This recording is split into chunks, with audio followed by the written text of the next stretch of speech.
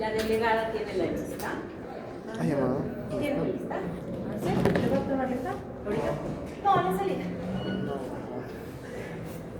Tú le tomas la lista. Pero a conciencia. Perfecto. Hola.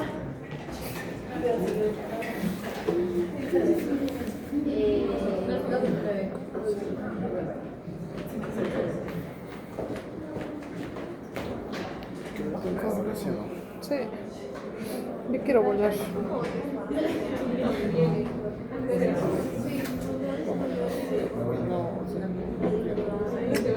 que tengo clases por eso.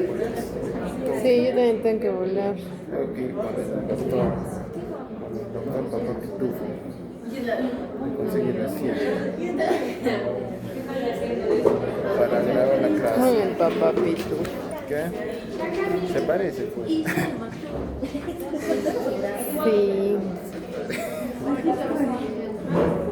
Se parece. Se parece.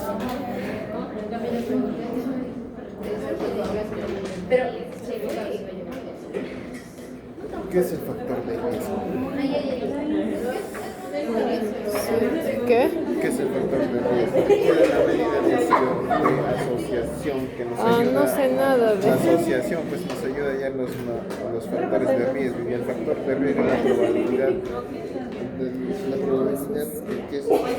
qué tan probable es sufrir un daño o un evento.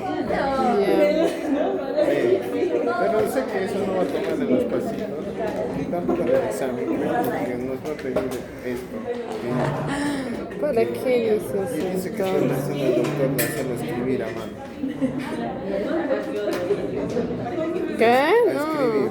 Es que dice que para analizar los gráficos necesitan escribir. Y que hay varias maneras, varias respuestas. Entonces yo te diría, pucha, no, ¿sí o no? ¿No quieres escribir? No. Si se demora para dar las claves, imagínate escribiendo. Bien, chicos, buenas tardes con todos en aras del tiempo, porque sé que después tienen clases. Vamos a empezar a la hora.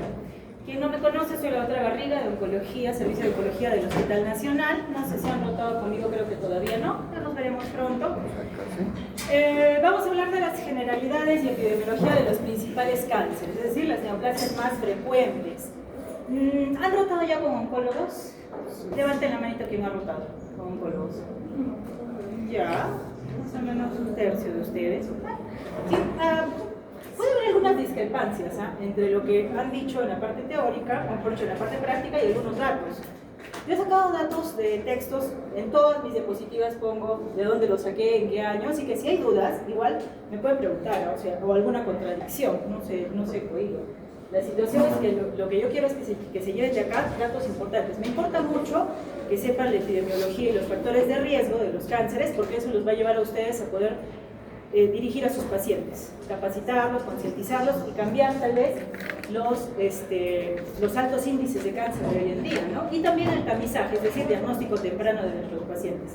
Vamos a tratar el día de hoy los tres primeros, cáncer de mama, próstata y cervix, y mañana colon, gástrico y pulmón. En cada uno está el tamizaje, y la parte de tabaco la toco más que nada en la neoplasia de pulmón.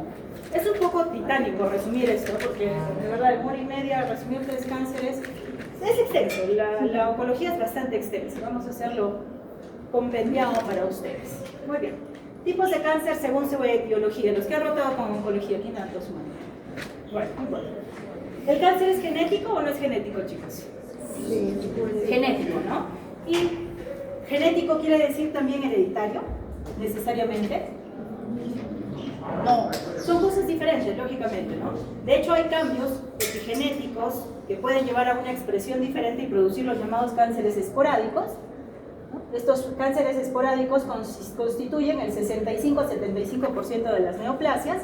Son pacientes de edad avanzada que no tienen un síndrome genético hereditario reconocido, tampoco tienen familiares, aparentemente, pero sí pueden haber sido expuestos durante largos periodos de tiempo a un carcinogénico, ¿no? Entonces, los mal llamados esporádicos son 75% de los casos. Los cánceres familiares, 20 a 25% de los casos. ¿Qué son los cánceres familiares? Son Hereditarios. los que son Esos son los genéticos hereditarios, los bien reconocidos. A veces nos confundimos, yo también me confundía. Los genéticos hereditarios bien reconocidos con su título, estudios genéticos de secuenciación y todo esto, entran aquí dentro de los 5 a 10% de los casos. 5 a 10% de los casos. BRCA1, BRCA2, que mencionaba el doctor, están también numerosos síndromes de Fraumeni, síndrome de Lynch, mutación ATC-PTEN, tenemos cantidad de reconocidos síndromes genéticos hereditarios reconocidos, es decir, una mutación específica en la línea germinal, bien reconocida, 5 a 10%. Estos son los que sí, son familias que sufren mamá, hermana, cáncer de mama. Pero estos cánceres, 20-25%, son familiares, es decir, no hay un síndrome genético reconocido, pero sí 1 o 2 o 3 familiares con neoplasias similares, probablemente por exposiciones comunes, ¿no? Las familias, por ejemplo, que se reúnen todos los fines de semana a hacer su parrilla, su enorme porción de carne roja, parrillada, exposición a carcinogénicos evidentes, ¿no? Se exponen a lo mismo. Puede haber también mutaciones en los locis, pero no reconocidas. Estos son los cánceres familiares. Ojo, esa es la diferencia entre los familiares y los genéticos hereditarios bien reconocidos. ¿Ah? En cuanto a epidemiología de cáncer, según el Globocan 2022 es el último publicado, es el acápite de la Organización Mundial de la Salud que se encarga de la estadística en cuanto a cáncer. Así que si ustedes quieren recabar información, van al Globocan que está disponible en internet. Cánceres más frecuentes en los varones, o mejor dicho, incidencia de cáncer en los varones de forma general. ¿Qué nos llama la atención? Doctor José Alejandro, ¿qué nos llama la atención en este mapa? Los más incidentes son los más oscuritos, ¿verdad? ¿Dónde están la mayor parte de incidencia de cánceres? en los países desarrollados. Desarrollados, exacto. Australia, Norteamérica, Europa Occidental, ¿no? ¿Qué tienen en común? Exposición a factores medioambientales. Lo que decíamos, cánceres esporádicos, los más frecuentes, factores medioambientales comunes en estas poblaciones. Igual el cáncer en la mujer, ¿no? La incidencia mayor está en los países desarrollados. Mala dieta, comida rápida, no ejercicio, sedentarismo, entre otros. En cuanto a cada cáncer por separado, vemos algo muy importante, ¿no? Incidencia y mortalidad. ¿Quién tiene la más alta? Pulmón. No los imaginábamos hace unos 15 años, ¿no? Pulmón es una neoplasia que ha ascendido. Siempre fue la más mortal, pero no la más incidente. Ha superado a próstata en los varones, ¿ya? Por poco, pero sí, lo ha superado pulmón, próstata, a nivel mundial. Estos son datos mundiales. Otra realidad es diferente en cada país. Y en el caso de la mujer, siempre va a ser mama. Mama, en primer lugar, cuello uterino está aquí en el cuarto a nivel mundial, en el Perú es el segundo, eso ya lo vamos a ver, y pulmón sigue a mama en las mujeres incluso. ¿Por qué pulmón será un cáncer tan frecuente, tan incidente? ¿Por qué habrá aumentado? ¿Qué opinan?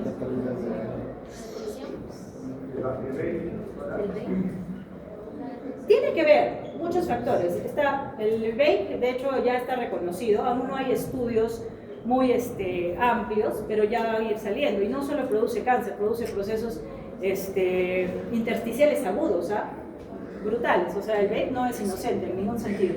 Tabaco, exposiciones a radiación, exposición a radón, mutaciones, que se está viendo que es uno de los cánceres que más mutaciones acumula, y son mutaciones que también se pueden tratar, ¿no? Si hablamos de continentes, la incidencia más alta está en el continente asiático por densidad poblacional, en realidad son un montón. Y bueno, si hablamos del Perú, según Globocan 2022, 72.000 casos nuevos en el 2022, de los cuales la mitad fallecen, o aproximadamente la mitad, en mortalidad.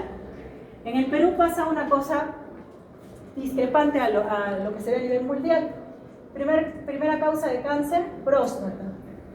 En el varón, obviamente, próstata. Pulmón está acá abajo, ¿no? En nuestra realidad es un tanto diferente. No sabemos qué pasará de acá a unos años. Se piensa que va a ascender, de hecho, en incidencia. En mortalidad, sí, el cáncer de pulmón tiene una posición un poquito más alta en un cuadro posterior que vamos a ver. No nos ayuda mucho.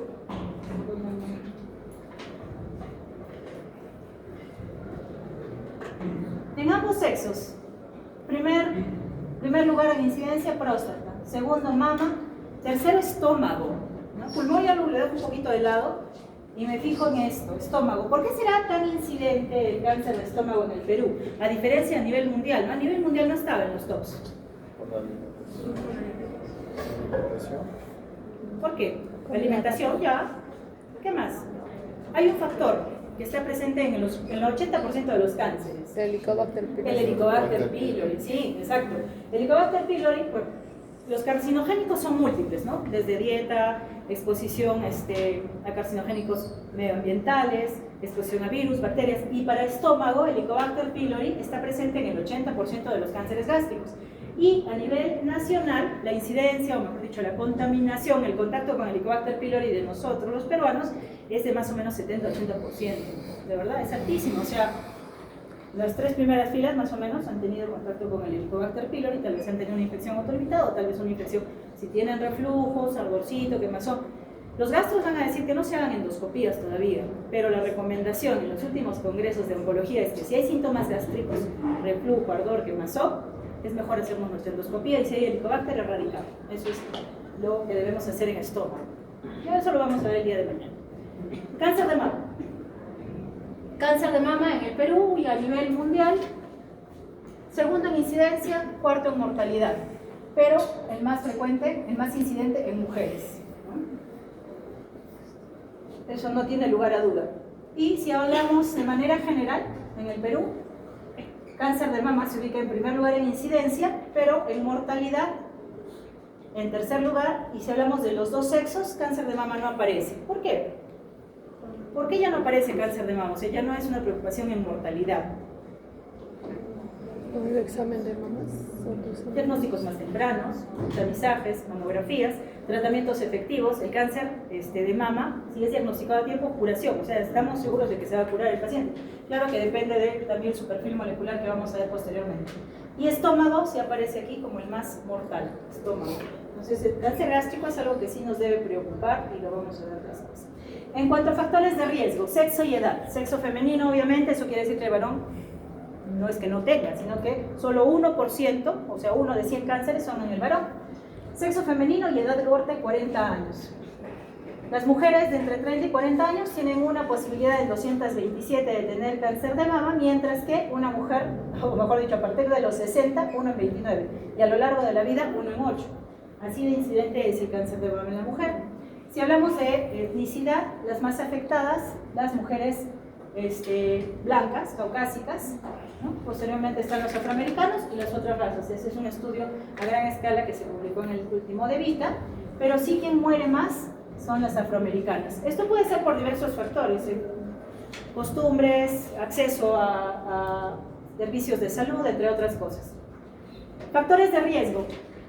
La historia familiar, lo que hablábamos, ¿no? Familias, pero sin una mutación reconocida. Si una mujer tiene un familiar de primer grado con cáncer de mama, su posibilidad, o mejor dicho, su riesgo es de 1.5 a 3 veces más que la población en general. O sea, realmente tener una hermana o una mamá con cáncer de mama aumenta nuestro riesgo significativamente. Está asociado al 5 a 10% de los cánceres de mama. Mutaciones BRCA1 y BRCA2, la que mencionaba el doctor, esta es la más reconocida.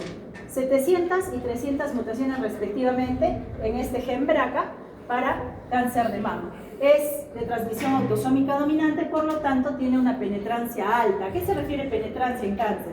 Quiere decir que de los pacientes que han heredado la mutación, ¿qué porcentaje puede desarrollar esta neoplasia o esta alteración, ¿no? Hasta un 85% de riesgo o de posibilidades de que genere la neoplasia si es que ha tenido herencia sobre todo de BRCA1 mutado.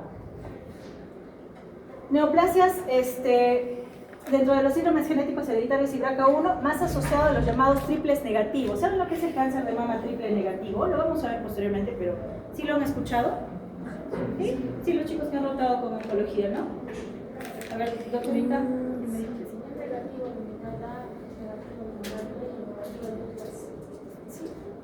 Para ordenar un poquito, pero es correcto. Son 4 tipos de cánceres desde el punto de vista biológico molecular. ¿Qué pasó?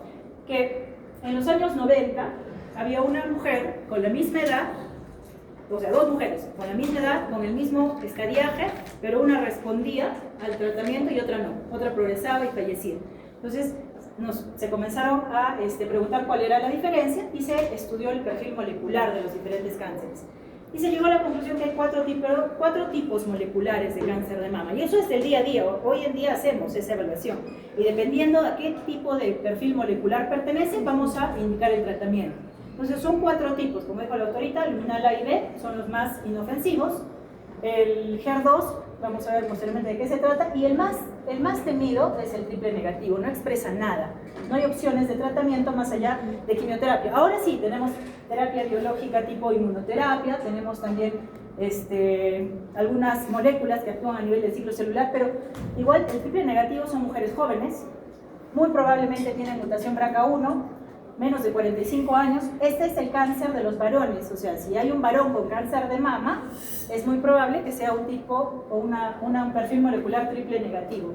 Se recomienda a estos pacientes hacerle secuenciación de nueva generación, es decir, estudiar realmente qué genes están mutados en estos pacientes para poder tratarlos.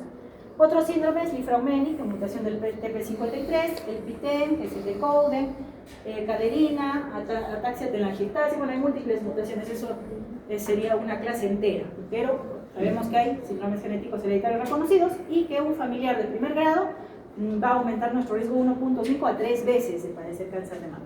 Factores hormonales, estrógenos. ¿Qué tiene que ver el estrógeno con el cáncer de mama? Eso lo hemos escuchado desde primer año seguramente. ¿Qué tiene que ver los estrógenos con el cáncer de mama? ¿No? ¿Es que han notado con oncología? ¿Les explicaron algo acerca de los estrógenos y el cáncer de mama? Son factores de riesgo. El estrógeno, tanto endógeno como exógeno, es decir, el endógeno, ¿cuál será? El que tenemos nosotras y que nos va a llevar una exposición a lo largo de la vida a estos estrógenos. ¿Qué se vio? En los años 1800, un médico italiano comenzó a observar la alta incidencia de cáncer de mama en las religiosas, en las monjitas. Y esto era porque las monjitas no tenían embarazo y no tenían lactancia. El embarazo y la lactancia son periodos de stop para la exposición a estrógenos. Igual, una menarquia temprana, una menopausia tardía, nos expone más a los estrógenos, ¿no? Entonces comenzó a ya dilucidarse que los estrógenos tenían que ver con el cáncer de mama. Ojo, no con todos, pero sí con los luminales sobre todo, luminal A y B. ¿Qué pasa? En la célula tenemos receptores de estrógenos a nivel citoplasmático. Ojo, los receptores de estrógenos, a diferencia de otros múltiples receptores como el factor de crecimiento epidérmico, el del endotelio vascular y todo que están aquí afuera, el receptor de estrógenos es citoplasmático. Estos estrógenos, ya sea endógenos o exógenos, ingresan y se unen al receptor. Y este receptor activado va al núcleo a producir señales de transcripción celular. Entonces, si este cáncer tiene un receptor alterado, mutado, los luminales A, los luminales B, estímulos pequeños van a crear una gran respuesta, por lo tanto reproducción de celular anómala, ¿no?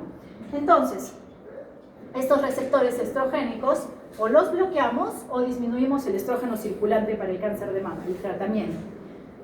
Estrógenos, endógenos y exógenos sí están implicados en el desarrollo y en la reproducción maligna del cáncer de mama. Estrógenos, endógenos, ¿a qué nos referiremos? A los propios. Los exógenos. ¿A qué estrógenos, exógenos nos podemos referir? Anticonceptivos hormonales. Los anticonceptivos hormonales, ojo, hasta el año 2015 estaban considerados como factor de riesgo, los combinados, estrógenos y progesterona. Se decía que más de 5 años de uso aumentaba ya el riesgo para padecer cáncer de mama. Eso ha cambiado con los años. Hay nuevos estudios que dicen que el estrógeno que se usa ahora es menor y que además necesitaríamos una exposición de 20 años. Yo prefiero que no los usen otros métodos.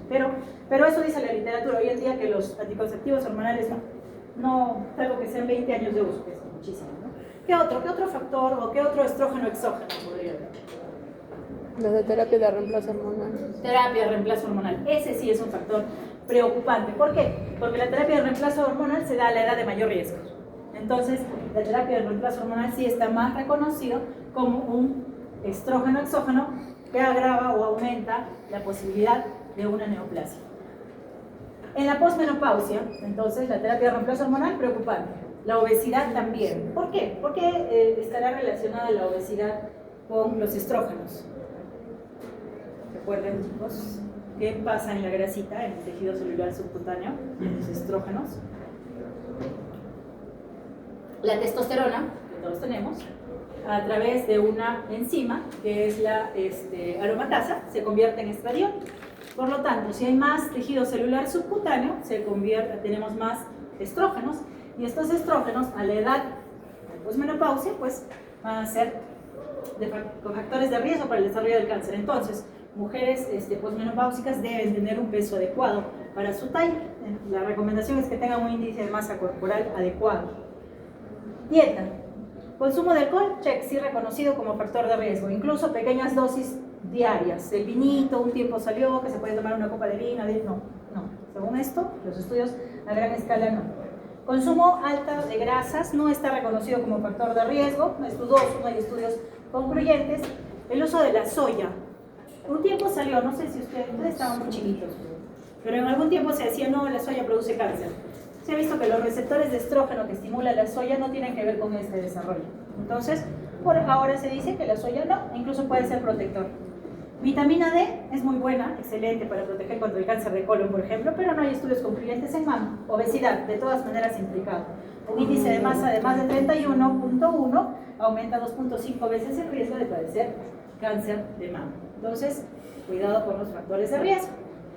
Lesiones premalignas o lesiones benignas de riesgo. Quiero que fijen dos.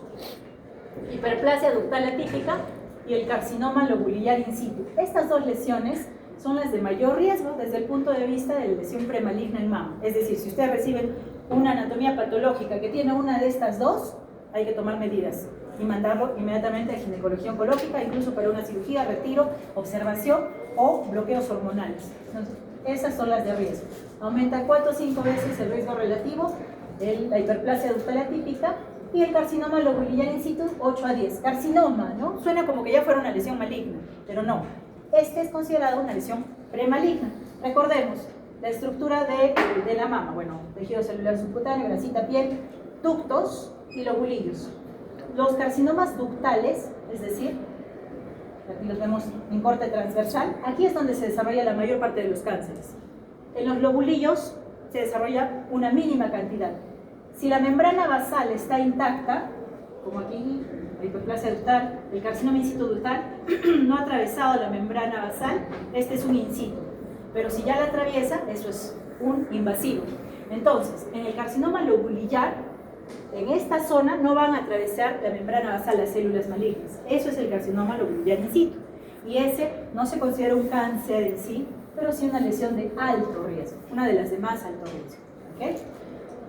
Densidad mamaria. La densidad mamaria se puede ver por estudios, sobre todo la mamografía. La mama densa, con más tejido glandular, si tiene más del 75% de la densidad, también el riesgo aumenta significativamente. Por lo que estas mujeres con alta densidad mamaria deben pasar por mamografía y por ecografía, y si no es suficiente, por resonancia. Entonces, este es factor de riesgo. Otros factores medioambientales, radiación ionizante, radioterapia torácica. Muchas mujeres antes de los 30 años se exponen a radioterapia por diferentes patologías. Las sobrevivientes de otros tipos de cáncer tienen mayor riesgo. Y rayos X. Es un pequeño resumen, ¿no? Factores higiénico-dietéticos, reproductivos hormonales, enfermedades premalignas o consideradas benignas, historia familiar y exposiciones medioambientales. Este es un cuadro resumen de Vita. ¿Qué texto les han recomendado para oncología? En sus sílabos creo que está el de Vita. Sí, está el de Vita. ¿Dónde está la delegada? ¿Es el de Vita o el Ávelo? O ninguno. Ya. Les voy a dejar los dos textos mañana, porque no los he traído en este USB. De Vita y Ávelo son los que marcan nuestro doctor en oncología. De Vita es más complicado, pero es interesante, bastante extenso. Si quieren profundizar en algún tema, de Vita. Ávelo tiene datos menos extensos. Este castellano también nos ayuda bastante. Pero bueno, según de Vita son riesgo relativo de cáncer de mama, menos de 2 a 4 o 4 veces. El mayor riesgo está en la mutación BRCA, mutación PAL el carcinoma lobular in situ que les mencionaba, la hiperplasia típica y exposición a radiación. Entonces, fijemos los factores de riesgo, sobre todo los de mayor riesgo. Estos factores de riesgo nos van a servir para muchas cosas, entre ellas, definir si nuestro paciente debe pasar por un tamizaje normal o un tamizaje individualizado en cáncer de mama. ¿Cuál es el tamizaje para cáncer de mama? ¿Qué es lo que hacemos para tamizar a nuestras pacientes? Mamografías, ¿ya? Que tomo síntesis, que son las mamografías en 3D, eso dicen las guías.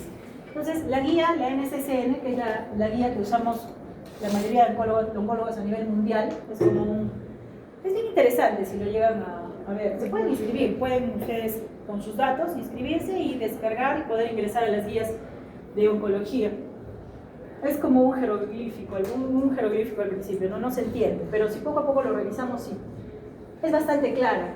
Menciono los elementos de riesgo para cáncer de mama, que son los que hemos mencionado, los que hemos estado conversando, y de acuerdo a eso clasifica a la paciente en un riesgo promedio o en un riesgo alto. Ustedes van a ver más que nada pacientes con un riesgo promedio, pero haciendo una adecuada entrevista puede ser su paciente de riesgo alto, ¿no?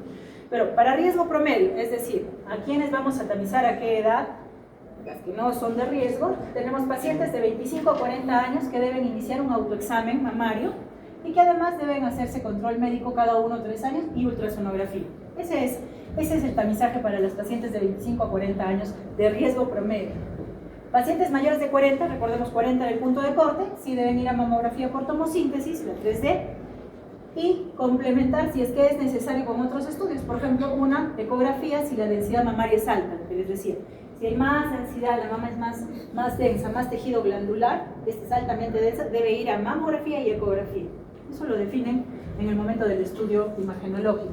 Y la guía dice que las mayores de 75 años no debe realizarse el tamizaje. Cuestión funcional, porque si son mujeres que a los 75 años parecen de 60, sí vale la pena tamizarlas. Pero si son ancianitas postradas, con una condición general mala, pues no. Estos son ejemplos de mamografías normales, pero cambian por la densidad que tiene la mama. Acá hay unas cuantas calcificaciones benignas dispersas. Las calcificaciones dispersas no son de riesgo, las agrupadas sí. Ahorita vamos a ver. Y nuestro paciente de alto riesgo, puede que se crucen con estos pacientes de alto riesgo, ¿no? Entonces, estos pacientes de alto riesgo tienen 6 factores para considerarse de alto riesgo. Uno de ellos es hacerle su estudio o una herramienta. Hay una herramienta que va a clasificar a nuestras pacientes de acuerdo a su porcentaje de posibilidad de sufrir cáncer de mama. Esta es la herramienta, está disponible. Si ustedes entran ahorita en Google, ponen Breast Cancer Risk Assessment y les sale. Calcular el riesgo, mayores de 35 años. Si han tenido antecedentes de biopsias, si su mamá o su hermana han tenido cáncer, a qué edad ha tenido su primer bebé, a qué se ha dado no de lactar, entre otros. Pueden ingresar si quieren. Ingresa y le sale un porcentaje de riesgo. Yo ingresé datos simulados y me salió 3.3% en los siguientes 5 años para la mujer que yo, coloqué datos, versus 0.7% de la población en general con las mismas características. Y también me sale un dato que a lo largo de la vida esta mujer simulada tenía un riesgo de 29% versus 7% del promedio en general. ¿Por qué me sirve esta herramienta? Y muchos médicos no la conocen.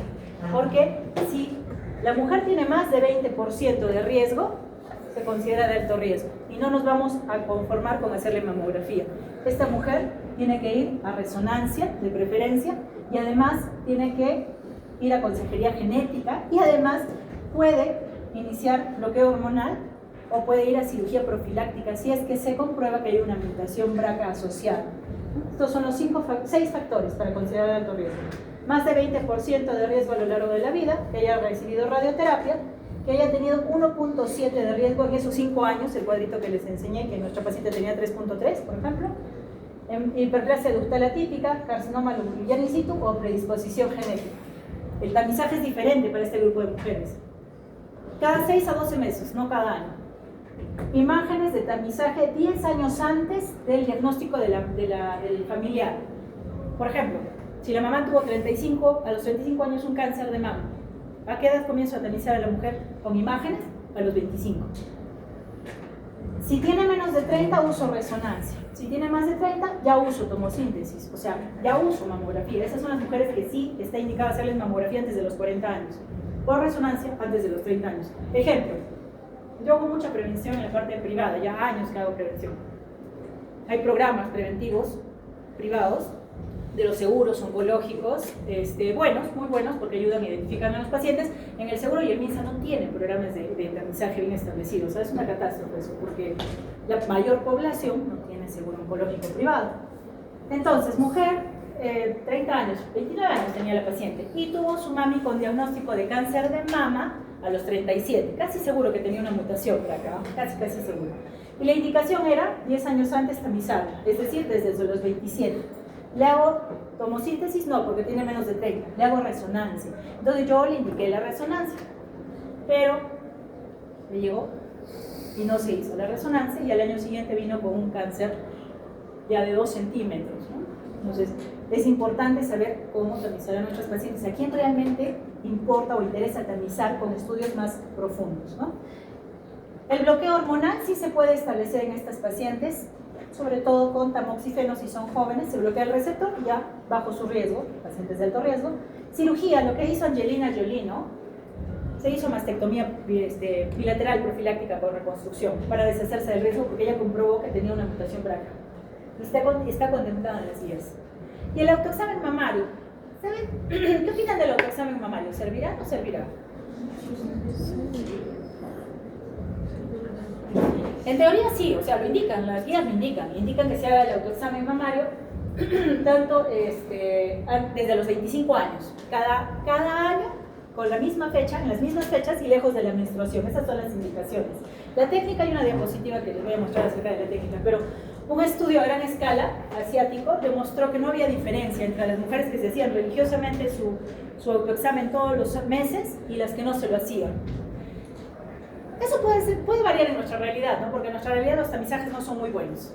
En cambio, en otros países pues se tamizan y se diagnostican a tiempo, entonces el autoexamen no sirve. Pero en nuestra realidad sí, es más, muchas mujeres son las que se encuentran las lesiones, y por eso se hacen los estudios y el diagnóstico. Así que autoexamen, hay estudios que dicen que no nos sirve, pero sigue siendo recomendado en los tamizajes. En cuanto a patología, lo que les mencionaba, carcinomas in situ, carcinomas invasivos. El lobulillar se considera premaligno, el ductal, así sea in situ, se considera maligno. Los invasivos son los que atraviesan la membrana basal, como vimos aquí. Estos son ductos, ¿no? Atraviesan la membrana basal y se consideran invasivos tanto el ductal in situ como el lobulillar in situ. El ductal in situ va a ser el mayor porcentaje. 85% de los cánceres son estos, que salieron del ducto y se fueron hacia el tejido adyacente. Acá viene un término que es el ganglio centinela. Bueno, compromiso ganglionar, obviamente tenemos que evaluar en cáncer de mama, porque eso va a definir nuestro tratamiento. Son 3 estaciones ganglionares de drenaje del cáncer de mama. Y aquí surge algo muy importante, que es el ganglio centinela. ¿Han escuchado alguna vez del ganglio centinela? Por ahí lo deben haber escuchado. Yo también en el pregrado lo escuché por ahí, pero...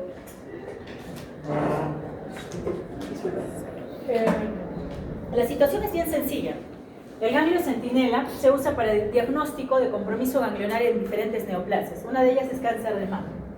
¿Qué se hace? Se identifica el primer ganglio de drenaje de la mama, y ese ganglio va a ser identificado por inoculación de una sustancia, puede ser tecnesio.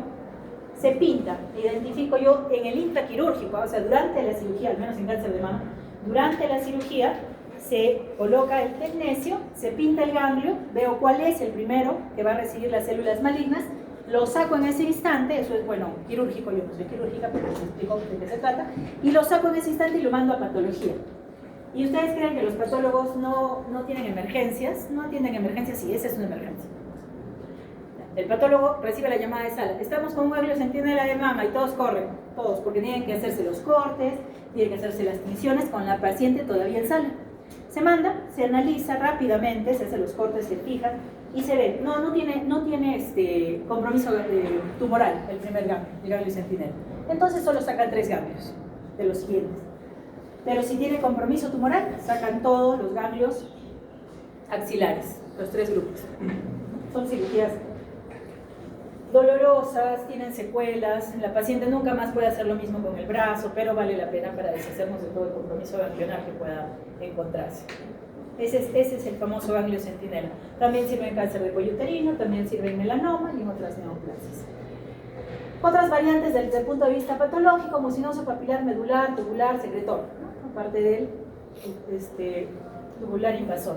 Filoides y enfermedad de Payet son dos condiciones especiales. El tumor filoides es prácticamente un sarcoma de la mama, o sea, es de tejido conectivo y crece sumamente grande, son lesiones realmente grandes, que de un mes a otro pueden medir pues, hasta 10 centímetros, 12, pero se operan y ahí quedan, no tiene el mismo comportamiento del carcinoma de mama. Y la enfermedad de Payet es el cáncer, pero de pezón. Cuadro clínico. Es interesante el dibujito porque sí es aleccionador. Mama endurecida, hundimiento de alguna zona de la mama, como abolladitas de la mama, erosiones, enrojecimiento, una zona en especial enrojecida, secreciones, líquida, serosa, hemática o purulenta. Siempre cuando examinen mamas, tienen que presionar pezones, eso está indicado. Huequitos dispersos o la famosa piel de naranja, ¿no? ¿Recuerdan la naranja cómo tiene la piel? Dura, como brillante, puntitos múltiples, la piel de naranja. Esto ya es un estadio clínico 4 en mama. El compromiso de piel de naranja es un estadio clínico 4. Nódulos palpables, no visibles, nódulos visibles, dilatación de las venas, hundimiento del pezón, que es lo típico, muy típico, y mamas asimétricas. Algunas imágenes de lo que hemos estado mencionándoles. Esta es la piel de naranja, típica, enrojecimiento. Esto no es normal en la mama, obviamente, pero hay situaciones que pueden causar enrojecimiento de la mama y que no es cáncer. Hemos tenido muchos pacientes jóvenes con estos enrojecimientos y de lo que se trata son de procesos específicos en nuestra realidad. Tuberculosis de mama. Y a las pobres las someten a un montón de cosas, cirugías, estéticamente no es bonito, pero era un proceso específico. Entonces siempre pensemos en mujer joven con enrojecimiento, signos de inflamación, en un proceso específico. El autoexamen mamario es bastante sencillo, debemos capacitar a nuestras pacientes, no ha demostrado ser 100% útil, pero sí sigue siendo indicado. Tacto circular, de fuera hacia adentro en la mama. Tacto de las axilas, nunca olvidar que deben examinarse las axilas o ustedes examinar las axilas, un examen comparativo, ¿no? La simetría es lo que nos importa. Cuello, axilas e ingles deben ser simétricas. Si yo encuentro un bultito a un lado y no al otro, eso ya me comienza a preocupar. También se puede hacer exámenes longitudinales, transversales, círculos, presión del pezón para ver si no hay secreciones y enseñarle a la mujer cómo debe hacerse también esos procedimientos. ¿Cómo categorizo? Una vez que ya vi a mi paciente, ¿tiene riesgo o no tiene riesgo? Le hago los exámenes imagenológicos y esta categoría es la llamada BIRATS para imágenes. Existe el BIRATS en mama, el TIRATS en tiroides, el PIRATS en próstata, por ejemplo, y lo que nos dice es el riesgo de que se trate de un cáncer, ¿no? El BIRATS 4 es el punto de corte. A partir de un BIRATS 4, esa paciente debe ser biopsiada. Si llega la paciente con una mamografía a su consultorio y tiene un BIRATS 4, biopsia. Tienen que enviarla a ginecología oncológica o cirugía oncológica. Hay cirujanos oncólogos que hacen estos procedimientos. BIRATS 0. ¿Qué será el BIRATS 0? El 1 es el normal. El 0 es el que tiene las mamas densas, el que yo no puedo asegurar que no tenga nada y que tiene que hacerse ecografía. Ese es el 0. 1 es el normal. 2 son lesiones generalmente quísticas, normales, absolutamente benignas. Estas no requieren un seguimiento especial, ¿no? Esto sigue viéndose una vez al año. BIRATS 3 son los fibromas, los fibroadenomas, circulares, con calcificaciones. Del año siguiente, bueno, en esto se recomienda que sí se haga cada 6 meses la ecografía o la mamografía. Se le sigue viendo iguales, no va a haber cambios. Y a partir de BIRATS 4, sí, debemos hacer estudios de biopsia. ¿Por qué? Porque son lesiones muchas veces lobuladas, de bordes estrellados, con hundimiento evidente, microcalcificaciones agrupadas, lo que les mencionaba. Estas microcalcificaciones agrupadas no se van a ver por ecografía, solo se ven por mamografía en mujeres de más de 40 años y es de mucho riesgo, deben pasar a biopsia. Entonces ya tengo mi paciente, la clasifiqué, le hice la mamografía, si es que es menor y con riesgo de resonancia, y procedo a la biopsia. Puede ser por aguja fina, aguja gruesa o excisional. Eso ya a cargo de la especialidad correspondiente. Y una vez que tengo la biopsia, pues se hace el estudio histológico, ¿no? Y aquí viene lo de los perfiles moleculares en cáncer de mama. Estos se encuentran o se diferencian por inmunohistoquímica. ¿Han escuchado de la inmunohistoquímica? Sí, ¿qué es la inmunohistoquímica? Médico, doctor. Es sencillo, es muy sencillo. La lámina con hematocilina eosina, que ya se vio que es célula neoplásica, se le da tinciones. Tinción para receptor estrogénico, receptor progesterónico, para índice proliferativo y para el HER, que es una molécula que ahorita vamos a ver de qué se trata. Si estas se pintan, decimos que es un receptor estrogénico positivo, se pone cafecito. Si se pinta el progesterónico, se pone cafecito. El índice proliferativo es que cuántas mitosis hay, ¿no? Poca mitosis, mucha mitosis. Y el HER2 es la expresión de un dominio de membrana, del EGFR. ¿Saben? ¿Han escuchado acerca del HER2? ¿Qué es el HER2? El HER2 es de la membrana celular, tiene múltiples receptores externos, ¿no? Exteriores a la membrana.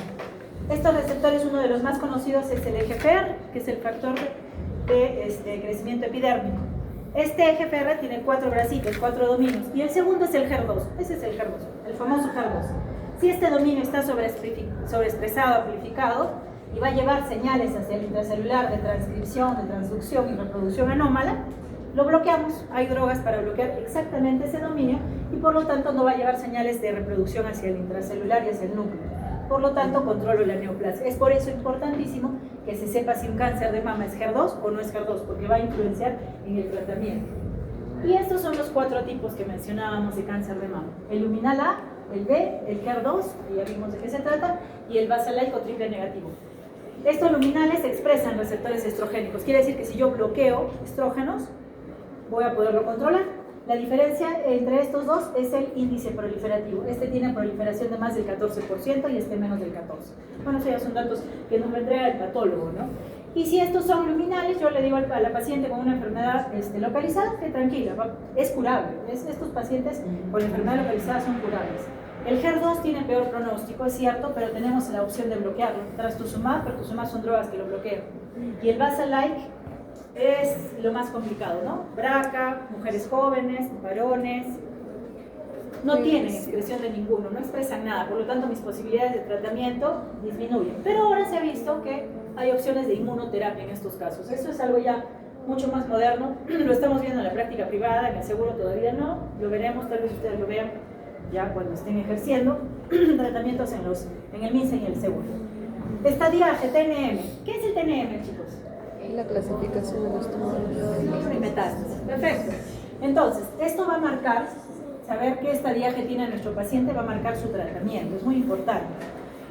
Las lesiones sólidas, no órganos sólidos, el T va a ser basado en el tamaño de la lesión, ¿no? Acá vemos T1 hasta 1 centímetro, hasta 2, T2 de 20 a 50 milímetros, T3 más de 50. ¿Qué pasará en las vísceras? ¿Tendremos en cuenta el tamaño tumoral en gástricos, en colon? No, difícil. Lo que hay que ver para la clasificación de T, en esos casos en vísceras, es la profundidad de la lesión, hasta dónde está llegando. En el caso de mama, tenemos los 4 que ya son lesiones que complican o comprometen pared, o tienen lesiones satélites o la piel, como les decía, de naranja, o que comprometen ambos. Las estaciones ganglionares son 3, de acuerdo a eso también yo clasifico a mi paciente en N1, N2 o N3, si ha llegado a la tercera estación ganglionar.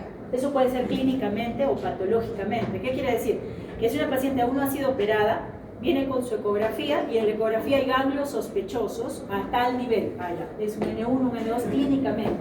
Cuando ya se lo opera y se ve la realidad, podemos asegurar qué N tiene, ¿no? Ese es el TNM, el del 2018 que aún no rige, y de acuerdo a eso, yo clasifico a mi paciente en estadios, del 1 al 4. De acuerdo a la estadificación, yo voy a decidir el tratamiento de mi paciente. En tratamiento no voy a ahondar mucho porque es algo más de especialidad, pero para que tengamos idea. Estadificamos a nuestra paciente, la clasificamos en un perfil molecular, es lo primero. Y de acuerdo a eso vemos qué voy a hacer.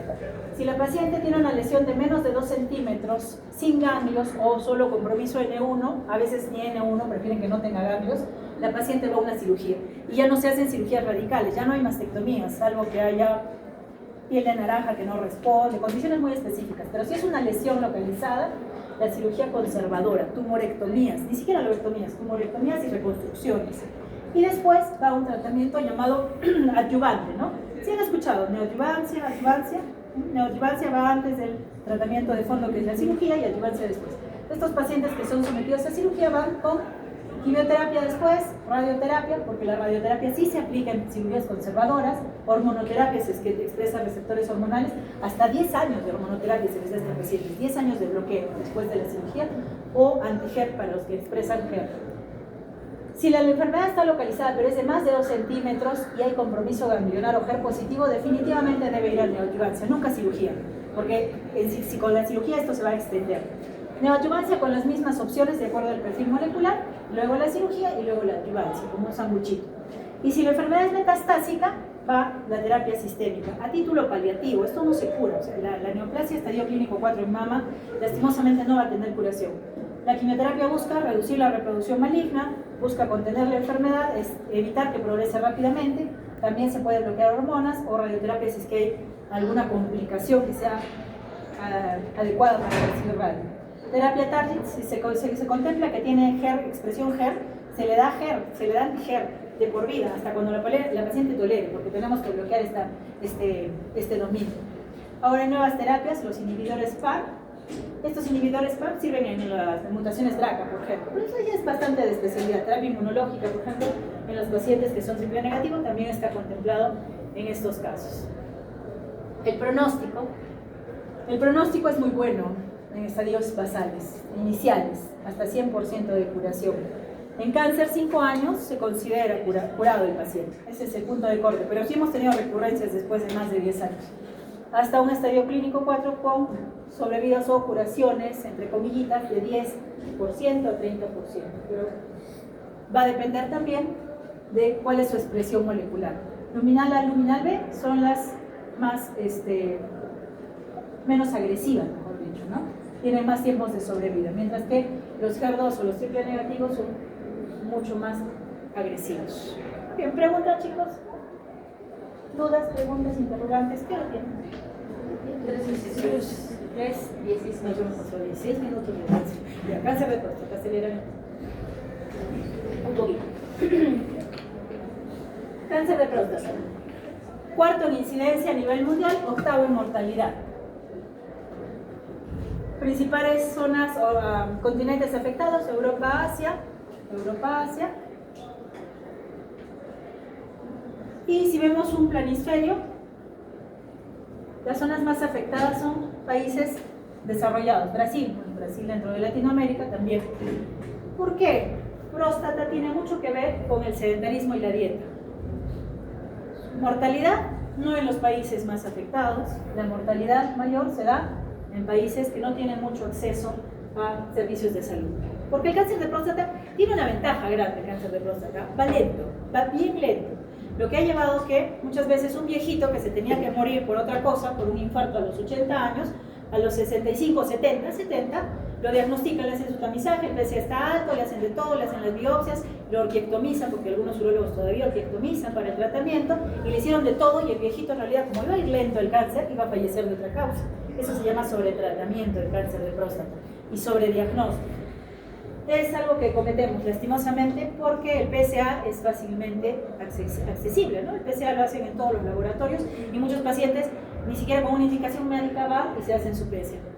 Entonces, hay sobretratamiento y sobrediagnóstico en cáncer de próstata, sí, pero es inevitable. En el Perú, segunda causa de mortalidad, principal causa de incidencia para los varones. Un recuerdo rapidísimo, porque ya el tiempito nos gana. La ubicación de la próstata es el problema. Es un órgano intrapélvico, se encuentra detrás de la vejiga, delante del recto, tiene una porción transuretral, Por eso es que cuando la próstata crece, ya sea por cuestiones benignas o malignas, va a producir síntomas de retención urinaria. Y son muy serios los síntomas. Realmente llegan a afectar mucho la vida del paciente. Zonas de la próstata, podemos clasificarla en una zona de transición, que es central adyacente a la uretra, la zona central en sí y la zona periférica. La mayoría de cánceres se desarrollan en esta zona periférica. 80-85% de los cánceres se van a desarrollar en esa localización de la próstata. Las células prostáticas van a producir este antígeno, que es el antígeno prostático específico, pero este antígeno prostático también se produce por múltiples razones adicionales. Prostatitis, infecciones urinarias, cistitis, incluso a veces.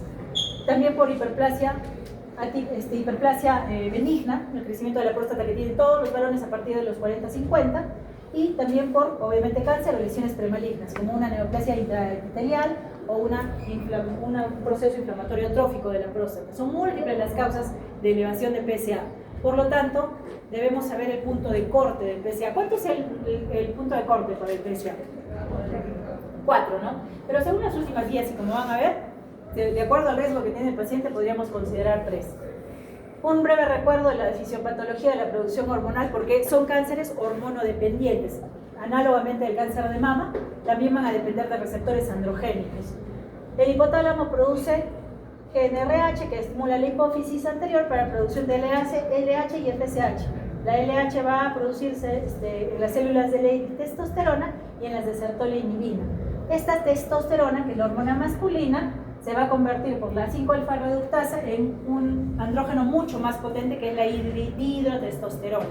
Entonces, si yo voy a tratar un crecimiento benigno de la próstata, que también depende de hormonas, uso un bloqueo de la 5-alfa reductasa como el finasteride. Pero en el caso de cáncer de próstata esto no nos sirve, porque el receptor es el problema, no la cantidad de hormonas circulantes. Tiene que ver, pero básicamente más que la cantidad de hormonas circulantes, el receptor. De manera análoga al cáncer de mama. Membrana celular, receptor de andrógenos en el intracitoplasmático unido a proteínas chaperonas. Aquí se une la testosterona y la dihidrotestosterona que vimos en la anterior diapositiva. Y esta molécula libre de proteínas chaperonas y unido a su andrógeno ingresa al intranuclear para reproducción, transcripción y transducción celular. Entonces, esto es el proceso normal. Cuando un receptor está alterado en el cáncer de próstata, es lógico que cualquier estímulo mínimo vaya a causar más reproducción celular. Y si hablamos de las células de la próstata, existen 4 tipos. Las luminares, las intermedias, las basales, y estas que están por debajo pues son el estroma. Además hay unas células que se llaman neuroendocrinas, que también están dispersas, no salen en este gráfico. Se cree que este cambio en los receptores androgénicos se va a producir inicialmente en las células intermedias y posteriormente se extiende a todas las otras células. Entonces, bloqueo hormonal me va a llevar al control de la enfermedad, y el bloqueo hormonal se va a dar a 2 niveles, tanto a nivel del receptor, bloqueamos acá para que no se una nada al receptor, y también bloqueamos a nivel del eje hipotálamo hipoficiario con análogos de la GnRH y el feedback negativo. Entonces, el tratamiento del cáncer de próstata es bloqueo hormonal, por lo que orquiectomizar a los pacientes es correcto o no es correcto.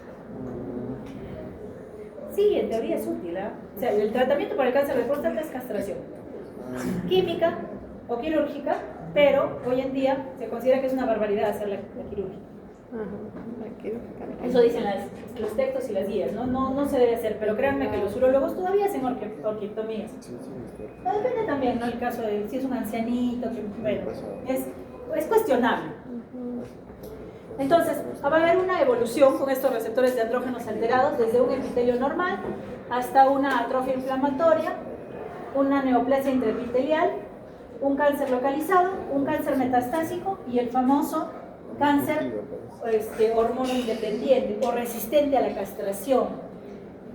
Toda esta evolución es larguísima en los pacientes con cáncer de próstata. Es bien larga, salvo que tenga una mutación, BRCA2 por ejemplo evoluciona rápido, pero si no es una mutación, es una evolución larga. El problema es que